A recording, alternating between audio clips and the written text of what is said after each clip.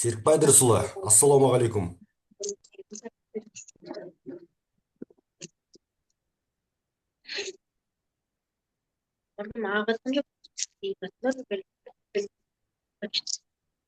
Серікбай Дұрысұлы.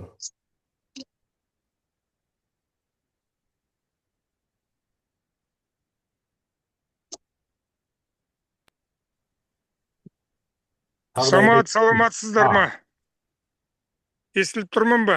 Ассалаумағалейкум, жақсы естіліп тұр. Қазір мен сізді Саламатсыздар ма, құрметті әріптестер? Өздеріңіз байқағандай бүгінгі вебинардың тематикасы осы бүгінгі таңдағы суармалы егіншілік жағдайындағы актуальды сұрақ осы су ресурстарын тиімді пайдалану арқылы максималды өнімділікке ие болу, сосын соның нәтижесінде сол бір единица өнімге жұмсалатын судың көлемін азайту болып табылады. Біздің күріш ғылыми зерттеу институты осы бағытта республикада бір институттардың бірі. Күріш шаруашылығы ғылыми зерттеу институты тек қана күріш өндірісінің селекциясы, тұқым шаруашылығы тағы да басқа емес, комплексті мәселелермен айналысады. Сіздер бүгін біздің мынау ғылыми стационарға келіп отырмыз. Мынау экраннан көрініп тұрса, қазір осы жерден біз өзіміздің докладты бастаймыз. Енді біздің институттың осы жерде ғылыми стационарда 100 гектарға жуық жер бар. Осы жерде біз ауыспалы егістік, топырақ құнарлығы, күріш селекциясы, арпа селекциясы, олардың тұқым шаруашылығы, бастапқы тұқым шаруашылығы, дақылдардың суару режимі секілді сан алуан ғылыми зерттеу жұмыстарын жүргіземіз. Серікбай Дұрысұлы, картинкаңыз транста шығарыстар. Серікбай Дұрысұлы. Иә. Картинкаңызды байқаңызшы. Картинкаңыз неғып тұр? Бұлдырлап тұр. Бұлдырлап тұр ма? Енді өкінішке орай. Осы бізде жаңағы мобилограф біреуді алып керек педі. Қасыңызда жанмарал жақсы біледі. Енді суды қалай тиімді пайдалануымызға болады? Ең біріншіден су ресурстарын тиімді пайдаланып басқару үшін олардың есебі керек. Біздің институт мынау шетелдік ұйымдармен жақсы байланыстамыз. Мынау Международный институт водных проблем, JZ, тағы да басқа осындай бізбен тығыз байланыста жұмыс жасап жатыр. Осы Центр распространения знанияның үлкен жұмыстарының нәтижесінде осы мәселелер өзінің шешімін табуда. Біз бүгін мен осы жерден әдейі бастап тұрмын. Осы ЦРЗ-ның бастамасымен бізде өздеріңіз білесіздер, фиксированный русло деген суды өлшеудің тағы бір әдісі болады. Осыны міне қазір сіздерге көрінсе, мынау осы картоварасительдің бойына осындай біз фиксированный русло орнаттық. Бұл фиксированный руслоның негізгі мақсаты осы картоварасительден өтіп отқан судың мынау су деңгейіне байланысты номограмма арқылы қанша ағын өтіп жатқан судың көлемін біз есепке алып отырамыз. Арнайы журнал бар, сол журналға байланысты берілген күннен бастап осы завес вегетационный период қанша су өткенін фиксация жасап отырамыз. Қазір рекіден көріп отқандарыңыздай 25 уровеньде тұр. Соның барлығы жалпы қазір біздің осы жерде ғылыми зерттеу жұмыстарын жүргізіп жатқан жігіттер жақсы біледі. 55-ке дейін көтерілгенде су барлық чекті полностью сумен қамтамасыз ете алады. Осыған байланысты судың есебін және регулировка дейміз ғой, жасап отырамыз. Көрініп тұр ма, Самат? Бұлдырлап көрініп тұр. Мен қазір Серікбай Дұрысұлы. Қасыңызда жанмарал да осы видеоны қазір зумға қосып қойса, мен ол кісінің видеосын алып тұрсам, сіз өзіңізге қаратып тұрсаңыз. Онда давай, жанмарал. иә. Давай.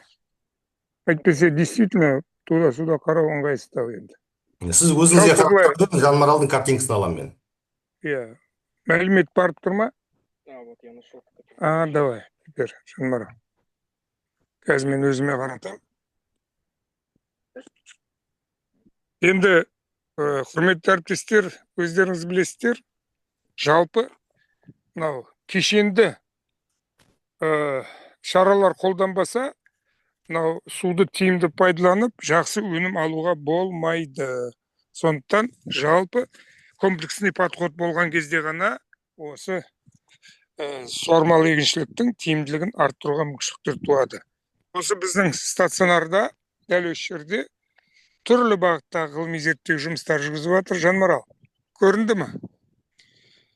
Себебі өздеріңіз білесіздер, күріш біздің басты дақыл, және де бұл осы дақылға былай тиісіп жатқандар көп. Ой, суды көп пайдаланады, сондықтан біз бұл дақылды азайтуымыз керек, андай да мындай шектен тыс көп өндіріледі дегендей. Жалпы менің түсінігімде су жұмыс істеу керек. Ол жұмысы өндірілетін өнім. Міне біздің мына стационарда профессор Құрманбек Бәкірұлымен басшылығымен осы жерде экологиялық, видно, да? Экологиялық сорт сынау былай жіберейік. Ол где-то сол 20 шақты сорттың түрін алып келген.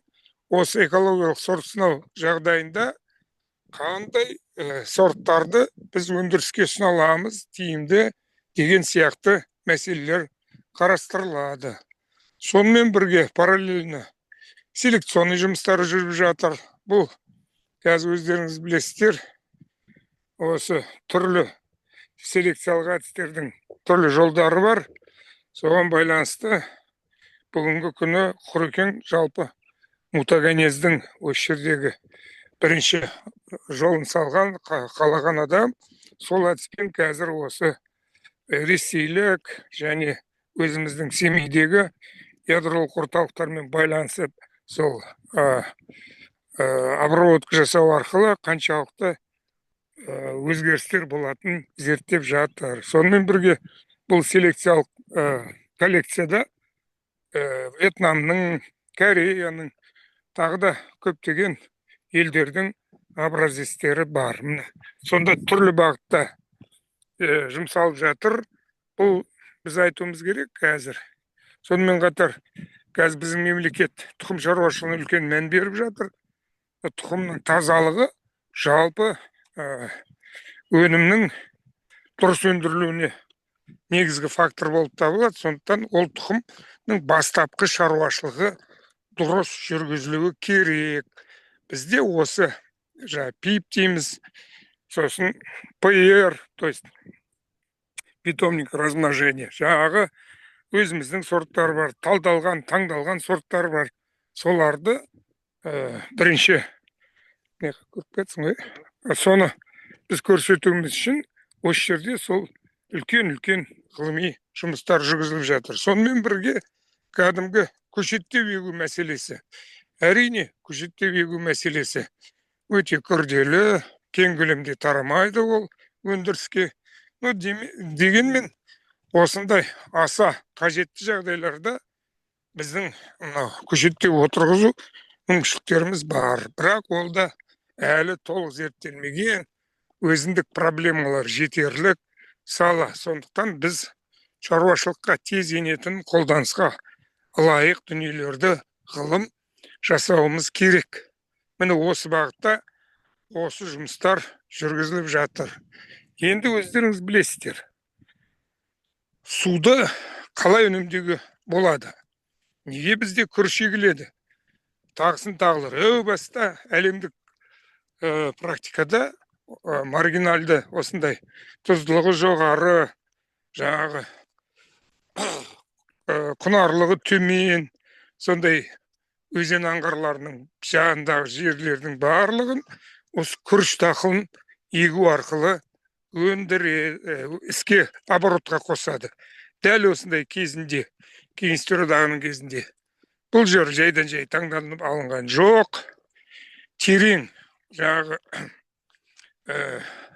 зерттеулердің нәтижесінде қандай топырақ түрлері бар, тұздардың құрамы қандай, фильтрациялық тағы да сумен жеткізу мүмкіншіліктері қандай деген терең сұрақтардың глобалды комплекс шешуінің арқасында бізге осы күріш өндірісі енгізілді. Бірақ соңғы жылдар енді түсінікті өзгерістер болады, экономикада өзгерістер болып жатыр, басқа формация келіп жатыр, жеке меншік деген. Сондықтан осы кезеңдерде күріш өндірісіне оның өзінің әсерін тигізетіні әбден сөзсіз. Және соңғы жылдардағы, міне мына жерде көріп отырсыздар, осы қадағалардың арасында түрлі бағыттағы зерттеулер жасалынуда. Оның бәрін қазір сіздерге айтудың қажеттілігі жоқ. Сондықтан біз әрі қарай осы тікелей бүгінгі суды үнемдеу бағытында атқарылып жатқан жұмыстарға көшсек. Біз, өздеріңіз білесіздер,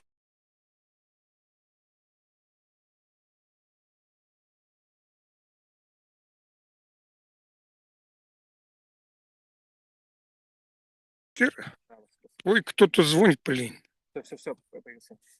Өкінішке орай, осы біз жаңағы күріштен басқа дақылға мән бермейміз. Міне сондықтан біз қазір осы күріштің көлемін біздің ғылыми зерттеулеріміз сол 65-75 мың гектардың деңгейінде ұстағанды біз ұсынып отырмыз. Осы көлемнің өзінде өнімділікті көтеру арқылы біз әжептәуір жетістіктерге жетуімізге әбден болады. Өкінішке орай, ғылымның ұсынысын көп жағдайда түсіне бермейді. Әртараптандыру дақылдарын біз барлығы айналып келгенде экономический категория. Ол ақша табу керек, жаңағы фермер. Ол ақша таппаса, ол өзінің көптеген кредиттері бар, мәселелері бар. Қалай ол, су жоқ екен деп, ал біз, мысалға, біз қазір осы арпа дақылын осы жерге ресурс үнемдегіш сеуікмен септік. Өздеріңіз көріп тұрсыздар, суды тиімді пайдаланудың бір жолы осындай.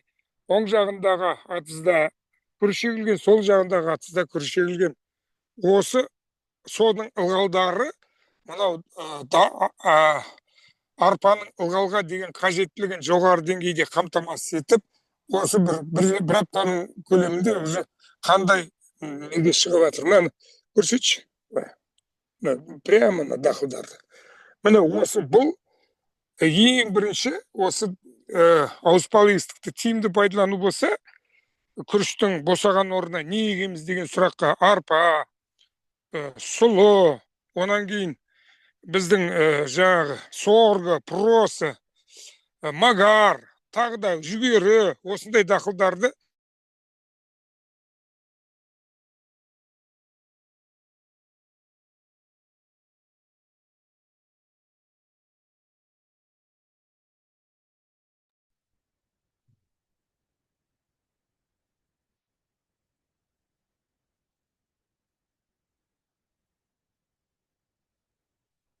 Сізге тағы да телефон соққан болу керек, Серікбай Адресович.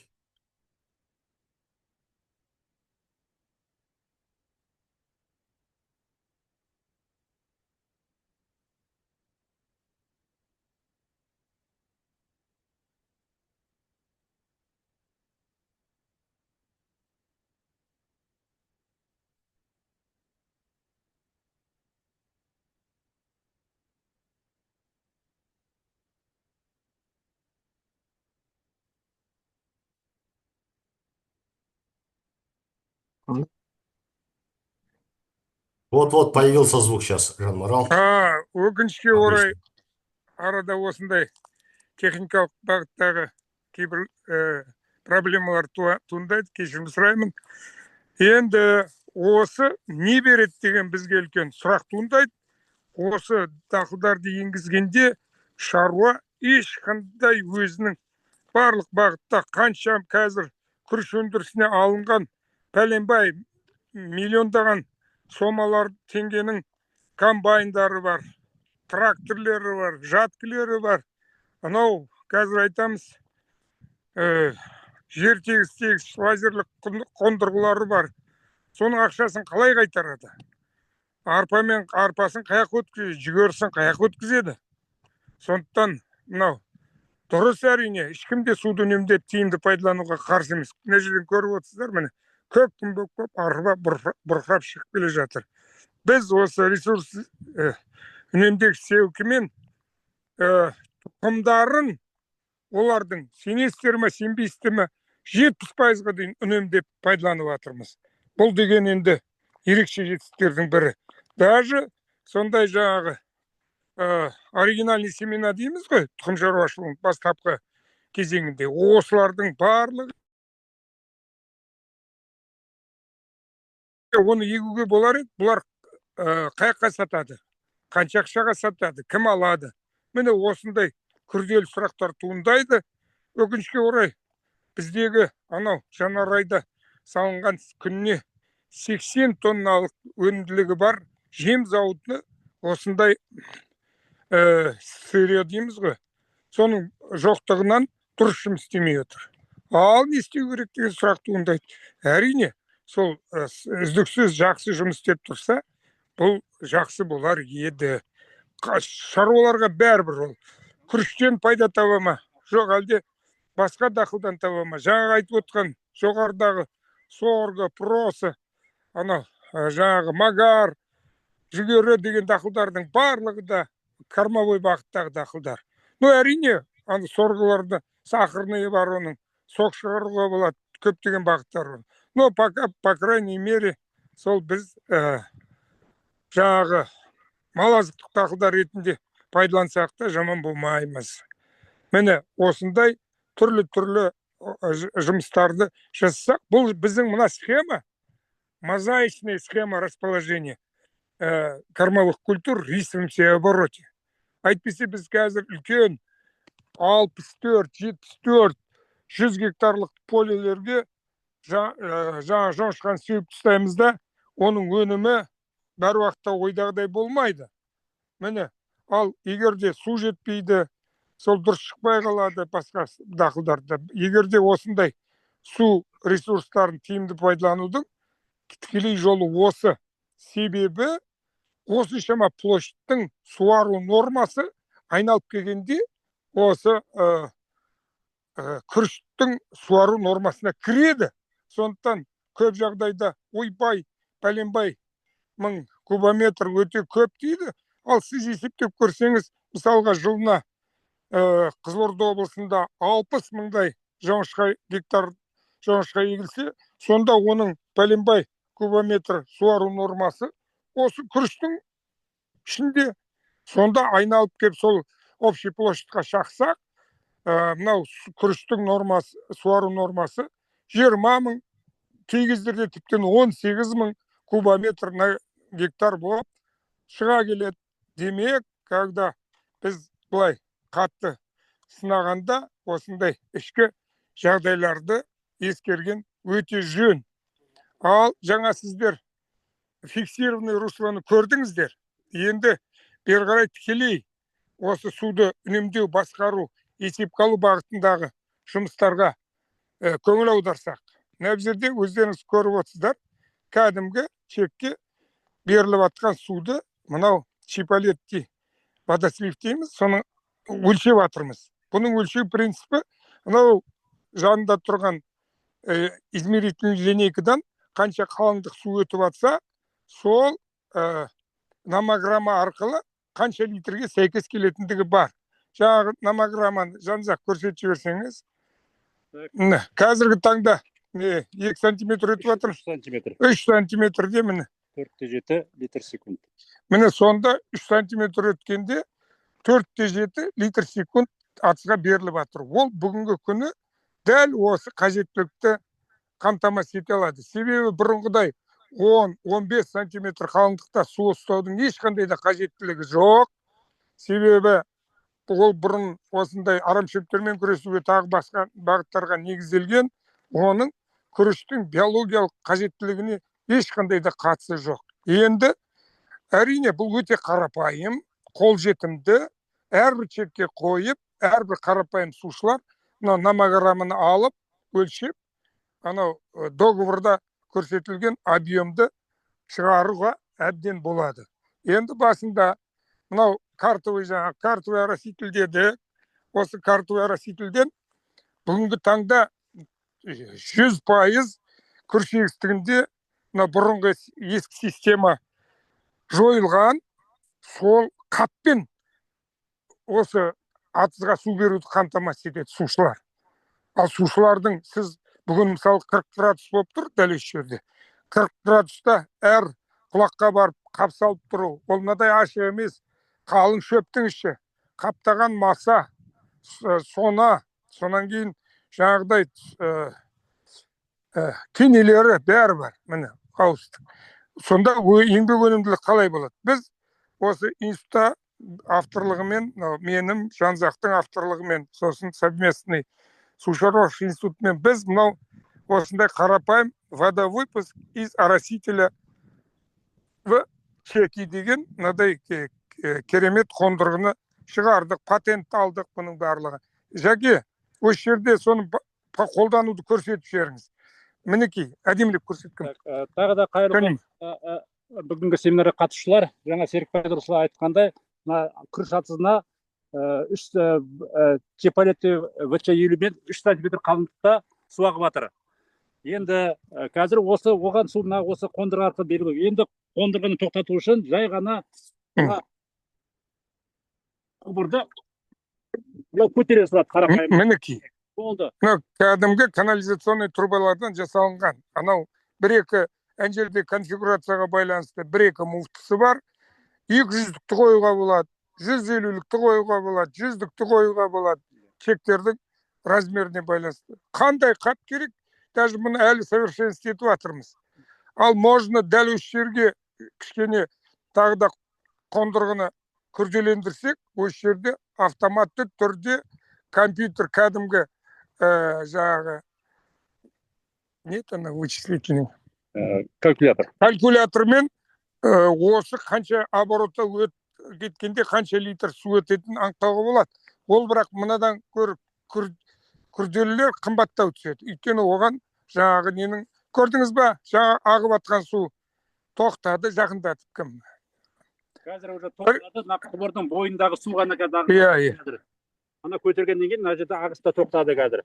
Енді дәл сен қайтадан қос, Алмасбек, біз мына қасымызда докторанттарды алып жүрміз. Осылар үйрену керек, білу керек. Қос. Міне, қосты. Міне, көрдіңіз, су уже анау оросительдің түбіндегі суды алады ғой. Бұл деген енді керемет емес пе? Бұл осы нақты тікелей судың, қажетті судың несін жіберу. Міне, мына жерде рейка тұр. Міне рейкіде қанша чектегі 5 сантиметр, жалпы орташа деңгейде 5 сантиметрдей су ұсталып тұр. Бұл бүгінгі мынау атыз басын сумен басып тұруға әбден жеткілікті. Жалпы біз бұны жаңағы айтып жүрміз ғой, лазерный планировка деп. Біз бірақ лазерный жасаған жоқпыз. Дегенмен қайта-қайта планировка жасаудың арқасында плюс-минус 8 сантиметр дәлдіктің өзінде осындай мүмкіншілік бар. Ал бүгінгі таңда біздің шаруалар плюс-минус 3-2 сантиметрге қол жеткізіп жатыр. Бұл әрине тек қана суды үнемдеу емес, жалпы өнімділікті көтереді. Міне, көрдіңіз ғой. Сондықтан енді осы жер, өздеріңіз білесіздер, судың, күріштің суару ерекшеліктеріне байланысты кей кезеңдерде ерте атыздан суды тастау керек болады. Соны дәл жаңа қондырғыны біз осындай атыздан тастауға да жасап қойдық. Міне, жерде ашып не қылып жіберген болады. Міне, мынаумен құлатып көріңіз, жеке. Былай құлайды. Иә, құлайды, осы жерден бәр суды тартып алып кетеді. Жалпы суды есепке алу, ұтымды пайдаланудың тікелей жолы бұл планировкамен осындай қарапайым қондырғыларды қою арқылы болады. Әрине, ана Рубикон компаниясының кереметтей өте қымбат суды есепке алатын қондырғылар бар, бірақ олар өте күрделі, пайдалануы қымбат.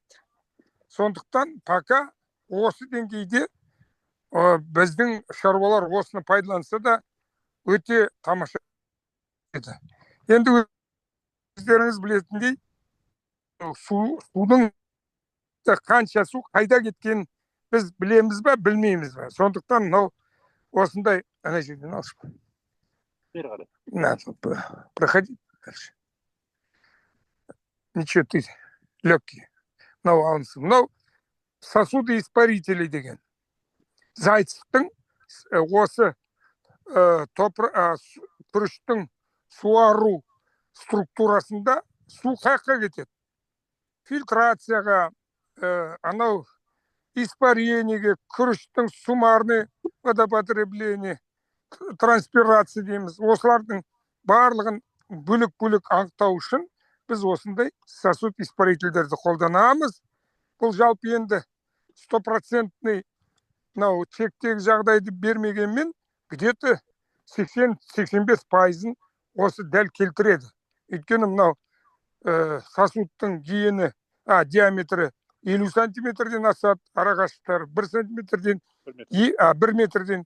Екі сосудтың түбі жоқ, екі сосудтың түбі бар.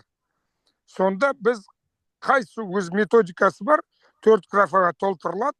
Осылардың барлығын осы сосуд арқылы есептеп отырамыз. Сосын мынадай любой время келіп, күріштің қай деңгейде екенін, осы бүгін вегетациялық қалай дамып жатыр екен, оны да қосымша анықтап тұруға толық мүмкіншілік береді. Осындай комплексті жағдайлармен ғана біз жаңағы судың тиімді пайдалануға қол жеткіземіз. Енді біз қақсап жүрміз қазір.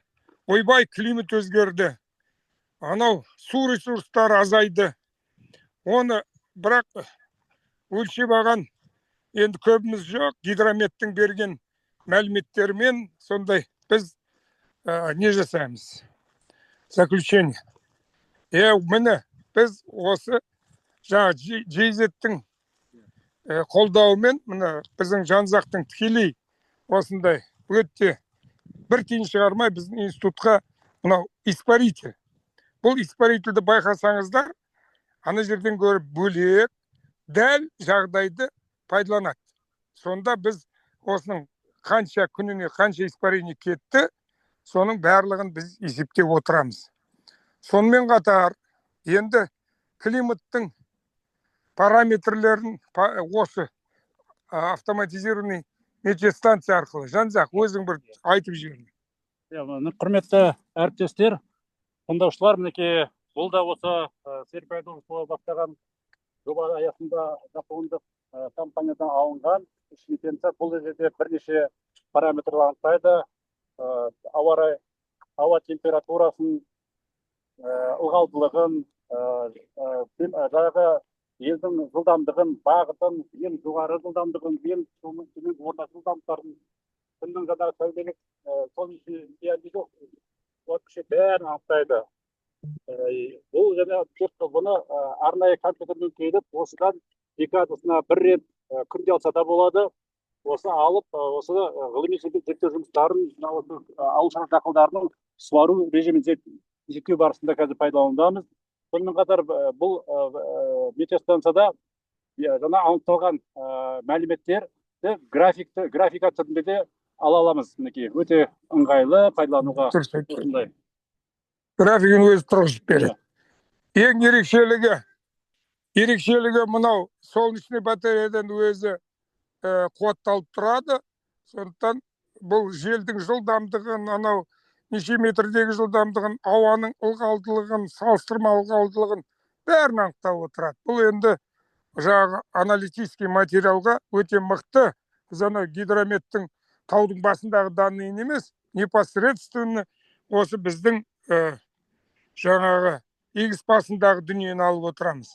Енді өкінішке орай біздің кейбір тұрғындарымыздың мәдениетінің төмендігіне байланысты біз бір жылдары осыны теуіп сындырып кеткен. Сондықтан қазір біз осылай тұрмыз, бірақ үстіне анау арматурадан былай не жасап қоршаймыз бұны, әйтпесе алып кетеді. Өкінішке орай. Әрі қарай енді біз осыны мәліметтерді басқа да әріптестерімізбен қажет еткен бөлісуге дайынбыз. Өйткені себебі осы климаттың өзгерісінің тек қана су ресурстарының азаюына емес, мынау өсімдіктердің өсіп өну жағдайына қандай әсері бар. Бұны біз биоклиматтық ресурстарды қалай дұрыс пайдалануымызға болады. Егер де біз дәл апрельдің топырақтың ылғалдылығы қандай, оның барлығын біздің үлкен жоба аясында алған құрал-саймандарымыз бар. Сонымен температурасында бәрінде анықтап отыруға толық мүмкіншілік бар. Әрине, осыған біз тек қана өзіміз емес, мынау қасымызда аспиранттар, осы докторанттар дейміз, бұрынғыдай аспиранттар деп жатырмын. Қазір доктор PhD ма? Міне осылар күнде келеді, осы закладканы жасайды, қарайды, біздің білмеген сұрақтарын айтады. Біз бұлардың кей кезден жасыратын жоқ, қол күштерін пайдаланамыз. Әйтпесе, жаңа наукада бәрі тап-тұйнақтай болып шешіліп тұрған жоқ. Кей кезде ақшасы да уақытында емес деген жобаларды алуда онша оңайға соқпайды. Енді мен жаңа айтып жатырмын, комплексный подход к решению эффективности использования водно-земельных ресурсов региона. Соның бірі топырақтың құнарлығы. Өкінішке орай соңғы жылдары сіздер органика біз берілмейді. Кілең минералдық удобрениелердің күшімен біз өнім алып келе жатырмыз. Енді өздеріңізге белгілі, ол минералдық тыңайтқыштарды көп қолданған сайын топырақтағы тірі заттардың бәрі өліп, өлі топыраққа айналады. Мен Хаси ағамның айтатын өлі топыраққа айналады. Өлі топырақты тірілту органиканың міндеті. Әрине, органика өте қазір қолжетімсіз, оны біз көңдеп білеміз. Сондықтан аймақтың біз анау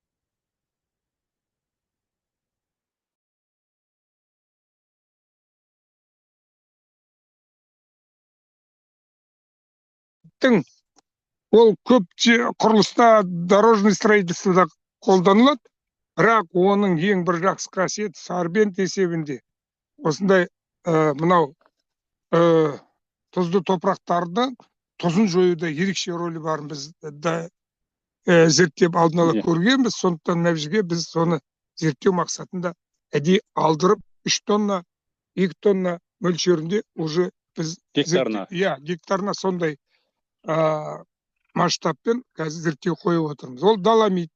Енді онан кейін фосфогипс Қаратаудағы. Оны да жеткілікті пайдаланып жүрген жоқпыз. Біреу осылай фосфогипстің де түрлі деңгейдегі нелерін жасап жатырмыз. Ал енді тағы да бір органиканың нақты түрі бізде қазір көп 2 жылдан кейін, 3 жылдан кейін жоңышқа танамын жыртып тастаймыз. Онан көптеген тамырлар шығып қалады. Ол тамырлар демек біздің ауыспалы егістіктегі рөлін нақты толық орындамады деген сөз. Сондықтан біз ойлана келе осыны қалай пайдаланамыз? Сөйтіп, мынау қарапайым қазіргі біздің жерде көп өсетін жабайы миямен сол жоңышқаның тамырын қазып алып, біз шмелмен ол да сол зарубежный проонның жобасы аясында шмелді алғанбыз. Соның бүгін рахатын көріп отырмыз. Сөйттік та, оны да біз міне мия жоңышқаның тамырының ұны, сосын мияның тамырының оның сосын үшеуінің қосындысын осылай зерттеп жатырмыз. Ертең оның осы топыраққа органикалық тыңайтқыш ретінде қандай әсер беретінін анықтаймыз. Сонымен бірге тағы да бірнеше жаңа келген препараттарды зерттеудеміз. Осы бергі алаң дәл соған арналған. Екіншіден, мына жерде біз былтыр Түркияның бір сортын әкелгенбіз, соның дұрыс пайдаланбаудың нәтижесінде айырылып қалу қаупі туды. Біз осы жерге енді сол фонд страховкиден егіп қойдық берік шетінде. Ал арғы шетінде анау 2 қазық тұр, оның барлығы біз селекционный исследование, жаңа күріштің сорттары. Бұл тікелей жаңағы классикалық әдіспен жаңа будандастыру арқылы шығып жатыр. Қазір осы 6-шы F6-ке келдік. Құдай қаласа жақын жуықта біз бірнеше сортты өндіріске, бірінші ана сорт сынақ станциясына ұсынамыз да, әрі қарай өндіріске ұсынамыз. Енді сіздер мынаны байқап отырсыздар, мынау неғылған арал деген ой туулары мүмкін. Бұл арал, өздеріңіз білесіздер, кеше біздің су шаруашылығы, ирригация және су шаруашылығы, су ресурстары министрлігі венгрлік әріптестермен тікелей жұмыс жасауда соған Рейн деген бір венгерский препаратты сынау керек болды. Біз алдында былай сеуіп көргенбіз, ол бірақ енді қаншалықты соның эффектісінен екенін біз оценка жасай алмадық, методикалық подход дұрыс болмады. Сондықтан біз мынадай арнайы осыған өзіне қатысты біз мынау участок жасадық та, мынау тағы да көріп тұрсыздар, осыған бөлек су береміз. Сонда бұның су бақылау несі қажет болса отдельный былай түсіреміз. Міне түсіреді. Көрдіңіз бе? Уже су кетті. Су ағады. Сондықтан біз мына чектің ішіндегі чек есептеледі. Осындай күрделі, өте қажетті, кешенді жұмыстар жүргізіп жатырмыз. Бірақ енді бұның бұл қазақша, орысша айтқанда инициативный темалар біз пока проектлерде тіптен енді кей кезде осындай әбден мынадай экологический өте күрделі региондағы осындай зерттеулерді қолдамау деген внешние какие-то ненужные көрсеткіштермен осындай біздің ұсынған гранттық жобаларымыз өтпей қалады. Бұл енді өкінішке орай. Міне бір жаңағы сол проектіде қойылған замечаниесі зарубежный эксперттің. Командировкада не істейтін жазбапты дейді ашып. Командировкадан қыдырып бара ма? Командировкада өзің сол ғылыми жұмыстарға бағытталған мәселелерді шешу үшін, мысалға біз сол осындай технологияларды көрейік, танысайық, білейік, шет әріптестерімізде не жасалынып жатыр екен, не аламыз деген сияқты бізде үлкен мақсаттар болған. Енді аузы күйген үрлеп ішеді деп, біз әрине тағы да форсайт семинар ма? Сонда біз ұсыныстар бердік, осы суармалы егіншілікке біздің институттың бастауымен бөлек жоба, ол жоба комплексный подход. Вот тек қана сортпен ничего не решается. Тек қана сумен тағы да шешілмейді. Міне, осындай ойбай су десең оны Казневый хабар дейді. Қайда ол Казневый ханың? Біреуі біздің жерге келіп зерттеу жүргізбейді. Аралдың өңірі, Арал деген теңіз кеуіп кетті. Сондықтан осындай вебинарларды пайдаланып, көрген, естіген адам болса, бір шешім қабылдайтын. Сол дұрыс мән берсе деген бізде. Басқа ешқандай не жоқ. Ал енді әлем назарын аударып отыр. Жаңа айтып отқан ПРООН, ЖЗ, Международный институт управления водными ресурсами. Барлығы сол келіп өздерінің метеостанцияларын беріп жатыр. Жаңағыдай шимел майда аппараттарын беріп жатыр. Компьютерлерін, бағдарламаларын. Сонда біздің осындай әлем назарын аударып отқан үлкен былай экологически бедствующий регион Приорале. Высохло Аральское море. Ашин көп соны біздің осы жерде тұрған ғалымдардың, тұрғындардың жан айқайын түсіну керек. Бізде егерде қаржы болса, әлде де көптеген былай зерттеу мақсаттарымыз бар. Мысалға айтайық, галофит культураның біз неге генофондын жасамаймыз, неге оны терең зерттемейміз, мына жастарды тартпаймыз. Оларды енді соны бізді қолдау керек қой. Ол мына жерге барып келу үшін галофиттің анау түптен қарағымнан бастап жинауымыз керек. Ол пәленбай 100 километр. Сондай көптеген әттеген-ай деген бағыттар бар. Сонан кейін мына жерде гидромелиоративный экспедиция бар. Оларға көп рахмет. Осы біздің стационарға жер асты суларының деңгейін бақылау үшін бір 10 шақты наблюдательный скважиналар қойып берді. Бұл мемлекет тарапынан жасалынып жатқан дүние. Ол сол направлениесінің глубина, тұздылықтардың өзгеруі, направление сияқты көптеген мәселелерді біз көтеріп жүрміз. Жалпы сонымен бірге анау басқа чектерде қазір басқа да жаңағы әртараптандыру дақылдарының селекциясы да жүріп жатыр, семеноводство жүріп жатыр. Екінші бір мықты культурамыз овощ бақша культурасы, осы институт картофелеводствомен. Бірақ өкінішке орай осындай 5-6 миллиондық ақша проекті вообще оның қажеті жоқ. Неге олай мемлекет талан-таражға салады? 5-6 миллионмен адам мәселе шеше ма? Ол деген құрашын дүниені бекерге шашпақ. Бүгінгі таңда біздің елімізде 5000-ға жуық проектілер орындалады екен. Бұлайынша мықты, олардың өндіріске пайдасы қандай?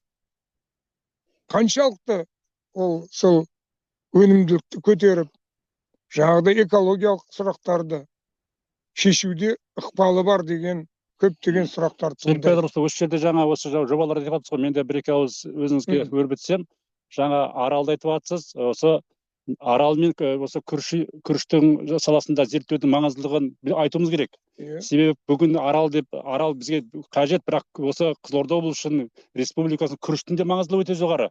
Себебі күріш осы Қызылорда облысында 800 мыңға тарта адам болса, соның тең жарысы ауылда тұрады. Сол азық-түлік қауіпсіздігінен бөлек жұмыс орнымен қамтамасыз отыр. Сосын күріш дақылы мелиоративтік дақыл ретінде осы суармалы жерлердің екінші қайта тұздануына жол бермей отыр. Сондықтан да мына Серікбай Рысқұловтың жаңағы осы жобаларды қайта зерттеу, жаңарту, жаңа технология енгізуге бағытталған осы Арал мен осы күріш саласындағы зерттеулерге жаңа қаржы бөліп, жаңа технологияды ендіруге бағытталған жобалар жүргізу қажет деп ойлаймыз. Біздің жобаны сол біз дайындап береміз, қолдаса болды. Жалғыз өзіміз жүргізейік деп жатқан жоқ. Жаңағы тіптен оған жапондық ғалымдармен де байланыс жасап жатырмыз. Сондай мүмкіншіліктеріміз бар қазіргі таңда. Сондықтан бұл деген өте ерекше дүние. Самат, біздің қанша уақытымыз бар? Сіздердің 9 минут уақыттарыңыз бар. Енді жалпы осындай кең көлемді бағыттағы шаралар мен былай ойлап тұрмын. Бүгінгі көрген осы вебинар жұмысына қатысқан біздің әріптестерімізге мен алғыс айтамын. Ертең YouTube каналы арқылы елімізге тараса вообще күшті болады. Сондықтан ертең осы нәтижелерін алынған осы зерттеулердің біз қосымша тағы да бір вебинар ұйымдастырып, сол кезде көрсетсек тамаша болады ғой деп ойлаймын. Бұл жерде де жаңағы ссылканы ұмытып кетіппін. Күріштің сіздер сенесіздер ме, сенбейсіздер ме? Біз кей кезде айтуға да қорқамыз. Сол ферма 1 гектарға 25-30 килограмм тұқым кетіп жүр. Ал бірақ енді кішкене өнімділік төмен болады, бірақ анау за счет увеличения площади питания ол да ерекше тамаша болып шығады. Сонан кейін тағы бір мәселе, жерде осы біздің ресурс үнемдеуіш технологияларымыз арқылы сіз менің бір нем бар, слайдты бір көрсетіп жіберсеңіз болады, экономикалық тиімділігі деген.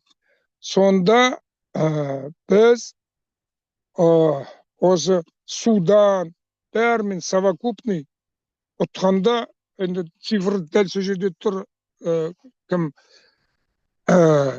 Самат. Сол соңғы слайдтардың бірін көтерші. Ол да сол климат және су тапшылығы жағдайына адаптация орошаем земледелия. Вот адаптировать каким образом? И словами, и так далее. Вот такими комплексными исследованиями и внедрением различных научных подходов, производства мы добиваемся повышения не только продуктивности, но и эффективного использования водных ресурсов, биоклиматических факторов. Жанзақ айтқан солнечный радиацияны да пайдаланамыз. Ол дегеніңіз барып тұрған өте, мысалға, ойбай, бұрын болды ғой, солды ғой, оның бәрі ұмыт қалды. Қазір қайтадан жаңаша подходта біз соның бәрін жаңа толықтырулармен енгіземіз. Мынау біздің қарапайым жаңағы верблюжий колючка дейді ғой. Жантақ. Қазақша жантақты да өте пайдалы. Біз соны жылда шейін қалады. Даже мынау осы күріш ауыспалы егісінде өсетін қамыстардың өзін биологиялық, органикалық мүмкіншіліктерін пайдалануымыз керек деген біздің үлкен жоспарларымыз бар. Тек қана әрине бұларға үлкен анализдер жасалынады. Ол анализ өте қымбат. Сондықтан біздің жобаға мән берген дұрыс қой деп ойлаймын. Сонда тек қана айта бермей осыны іске асыруға болады. Тіптен қазір біздің облыста 2 мия зауыты бар. Жалағаш ауданында және Шиелі ауданында. Өкінішке орай олардың сырьесі болмағандықтан ол тоқтап тұр. Мүмкін бізде бір қазір осындай ой бар. Мынау мияны күріш ауыспалы егістігінде түрлі қажеттілікке байланысты егуді негіздеу. Ол су ішпейді.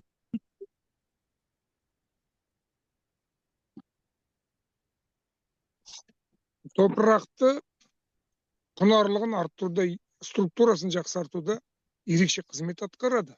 Біріншіден. Екіншіден, оның тамырын ертең алған кезде мия зауыттары жұмыс істеуге болады деп ойлаймын. Ол қарапайым есептеулер, мысалға, біз су жетпейді, андай-мындай биік жерлер бар дейміз, жетеміз, бүйтеміз.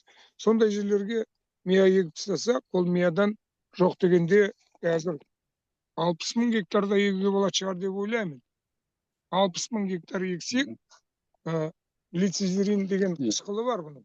1 грамм $4,000 тұрады екен. Қытайлар оны бекерден бекер алып атқан жоқ.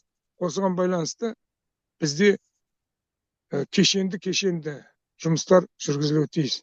Құрметті әріптестер, зейін қойып тыңдағандарыңызға рахмет. Артында байланыс телефондары тұр. Әрқашанда сіздермен байланыс орнатуға дайынбыз.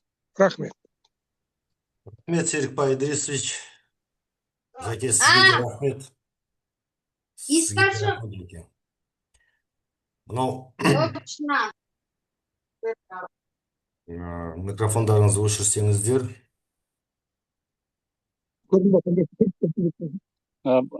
Так. Сұрақ па? Сұрақ бар ма? Жоқ па? Құрметті әріптестер, сұрақтарыңыз болса, Серікбай Ыдырысұлына немесе Жанзақ Нұрдығалына сұрақтарыңыз болса, қоя беруіңізге болады.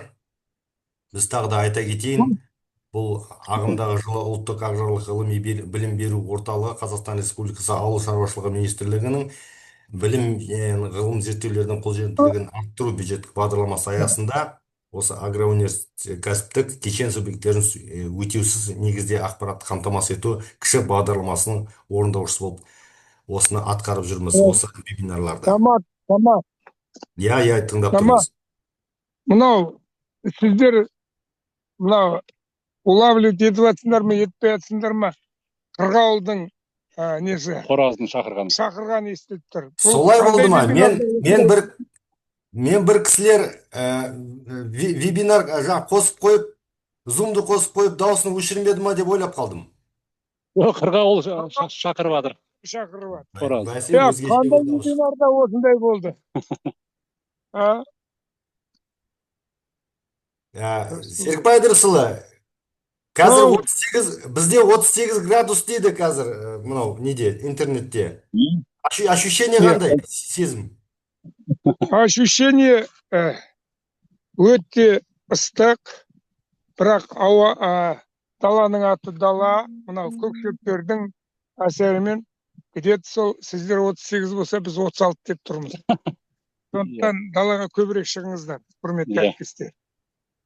Рахмет. Жаке, Саке, рахмет сіздерге.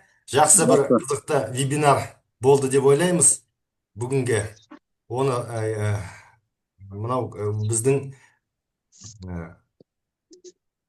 біздің қатысушыларымыз айта жатар. Және тағы да кететініміз, мынау Қазақ күріш шаруашылығы ғылыми зерттеу институты өзінің вебинарларын сейсенбі күндері жүргізеді. Қатысып отырыңыздар. Бүгінгі қатысушыларға көптен көп рахмет айтамыз. Сау саламатта болыңыздар. Кездескенше. Жақсы. Бүгінгі спикерлерімізге тағы да рахмет.